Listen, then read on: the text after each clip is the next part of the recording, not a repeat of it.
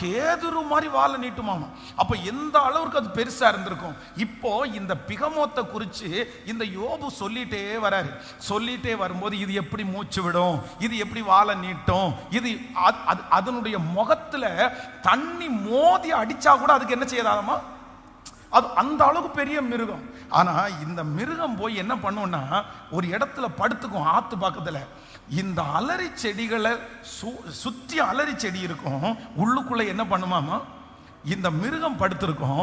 இந்த அலரி செடிகள் இந்த உள்ள படுத்து கிடக்கிற மிருகத்தை வெளியே காமிக்க முடியாத அளவிற்கு இது எப்படி வளர்ந்துருக்குமா அப்படின்னு சொன்னா, அவ்வளவு நெருக்கமானதாய் அப்படியே ரொம்ப பாத்தீங்கன்னா அது கனெக்டடா. வெளியே இருந்து பார்த்தா அலரி செடி மட்டும்தான் தெரியுமே தவிர உள்ள அவ்வளவு பெரிய மிருகம் ஒளிஞ்சிருக்கிறது யாருக்குமே தெரியாது. ஹல்லேலூயா.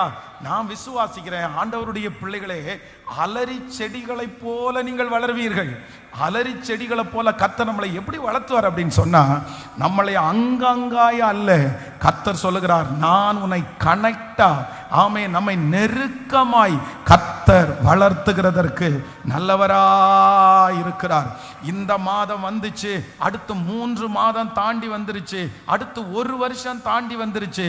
அப்படின்ற கதையை இனி கர்த்தர் எடுத்து போட்டு, தாவீது நாளுக்கு நாள் விருத்தி அடைந்தான், சேனைகளின் கர்த்தர் அவனோடு கூட இருந்தார்.